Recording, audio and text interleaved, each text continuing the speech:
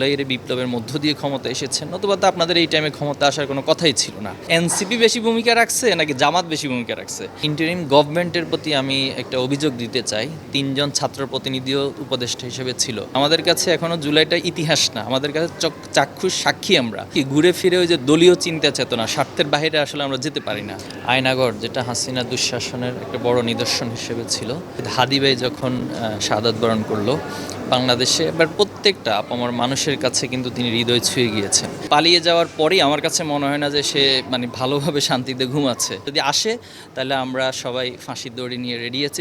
এখানে আমরা দেখেছি যে ঢাকার যে আন্দোলন, সে আন্দোলনের চিত্র, বিশেষ করে প্রত্যেকটা গুরুত্বপূর্ণ যে হটস্পটগুলো ছিল, যাত্রাবাড়ি, শাহবাগ, সায়েন্স ল্যাব সহ ফতেগণে ভবনের চিত্রটা উল্লেখ করা হয়েছে।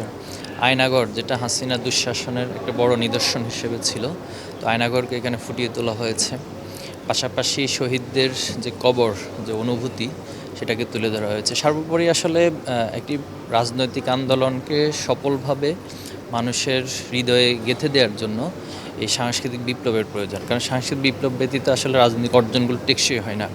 তো সাইমুম এই উদ্যোগ নিয়েছে, এজন্য আমি সাইমুম পরিবারকে এবং ইসলামী ছাত্র শিবির পৃষ্ঠপোষকতা এটা হচ্ছে, তাদেরকে অনেক ধন্যবাদ জানাচ্ছি এবং সবার প্রতি আহ্বান জানাবো আপনারা আসবেন। এই কালচারাল আয়োজনগুলোকে বেশি বেশি প্রমোট করার প্রয়োজন। এর মধ্য দিয়ে জুলাই আমাদের স্মৃতিপটে এবং প্রজন্ম থেকে প্রজন্মের যে ধারা রয়েছে, তারা জুলাই স্পিরিটকে ধারণ করতে পারবে। অনেক শিশু কিশোর এখানে আসছে, আমরা দেখছি অভিভাবকরাও এখানে তাদেরকে নিয়ে আসছেন। তো তারা এটা দেখে কি বার্তা পাচ্ছে? নিঃসন্দেহে তারা এখানে শিশু শহীদদেরকে যখন দেখবে, তাদের ভিতরে অনুভূতিটা জাগ্রত হবে যে আমার বয়সী একজন জুলাইতে শহীদ হয়ে গিয়েছে। আপনি জানেন যে যখন আন্দোলন চলাকালীন একটা সময় আপনাদের মিডিয়ার মাধ্যমে আমরা এই ভিডিও ফুটেজটা দেখেছিলাম যে একটা ছোট্ট শিশু পুলিশের দিকে একটা ছোট্ট কনক্রিট নিয়ে তেড়ে যাচ্ছিল বারবার। তো তখন সাংবাদিকরা প্রশ্ন করেছিল, তুমি এভাবে তেড়ে যাচ্ছ কেন? তখন সে খুব সাহসিকতার সাথে উত্তর দিয়েছিল যে আমার ভাই আবু সাইদকে মেরে ফেলছে, আমি দেখেছি টিভিতে, এজন্য দেখে আমি রাস্তায় এসেছি এবং আমি পুলিশকে মেরে ফেলবো। এই যে শিশুদের ভিতরে একটা প্রেরণা। আপনি জানেন যে আমাদের শহীদ হাদি ভাই যখন শাহাদাত বরণ করলো বাংলাদেশে, এবার প্রত্যেকটা আপামর মানুষের কাছে কিন্তু তিনি হৃদয় ছুঁয়ে গিয়েছেন। তো দেখুন হাদি ভাইয়ের এই প্রেরণাটা কোথায় গিয়ে ঠেকেছে। তো এই জন্য আমরা মনে করি যে শিশুদের মাঝে আজকে যারা শিশু কিশোর রয়েছে, তারাই তো বাংলাদেশে আগামী দিনে নেতৃত্ব দিবে, বাংলাদেশকে পরিচালনা করবে, বাংলাদেশ নিয়ে ভাববে, বাংলাদেশ পন্থা নিয়ে ভাববে। এজন্য তাদের মাঝে তারা আশা করি এখান থেকে ভালো মেসেজ নিবে এবং এই প্রেরণাগুলো দিয়ে তারা নিজেদেরকে তৈরি করবে আগামী দিনে সুন্দর একটি নতুন বাংলাদেশ গড়ার যে স্বপ্ন, সেটা বাস্তবে তারা ভূমিকা রাখবে। দেখুন আয়নাগরের বিষয়টা তো গত হাসিনার আমলে আমরা জাস্ট নিউজের মাধ্যমে জেনেছি বা থিমেটিক জায়গা থেকে দেখেছি। জাস্ট আমাদের কল্পনা ছিল যে আয়নাগরটা এমন হতে পারে, কিছু কিছু প্রত্যক্ষদর্শীরা বলেছে।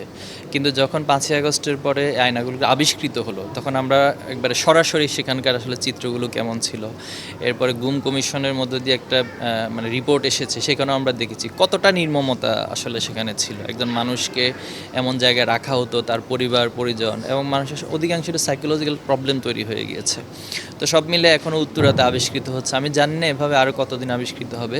তবে এই ক্ষেত্রে ইন্টারিম গভর্নমেন্টের প্রতি আমি একটা অভিযোগ দিতে চাই। তারা প্রায় 1.5 বছর ছিল এবং সেখানে 3জন ছাত্র প্রতিনিধিও উপদেষ্টা হিসেবে ছিল।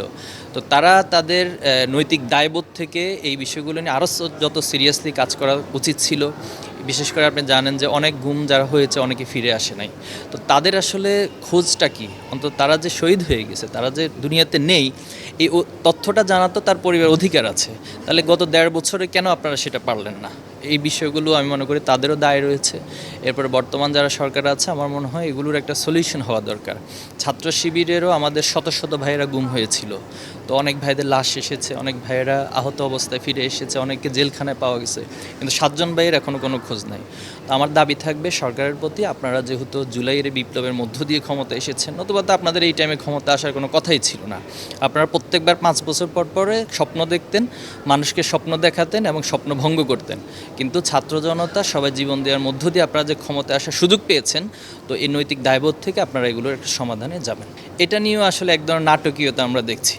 বিশেষ করে বারবার যেটা বলছিলাম যে ইন্টারিম তাদের যে গতি প্রকৃতি থাকার কথা, তারা আসলে একটা নর্মাল মানে গভর্নমেন্টের চেয়েও মানে বেশ ধীরগতিতে সবগুলো কাজ করেছে, কিন্তু তারা যে রক্তের উপর দিয়ে এসেছে, বিপ্লবী একটি পরিস্থিতির উপরে ক্ষমতা এসেছে, আমার মনে হয় না যে ইন্টারিমের মধ্যে আমরা সে ধরনের কোনো গতি দেখেছি। আবার এখনও আবার এটা নিয়ে হচ্ছে, মানে আমাদের আসলে একটা জিনিস কি, ঘুরে ফিরে ওই যে দলীয় চিন্তা চেতনা, স্বার্থের বাইরে আসলে আমরা যেতে পারি না।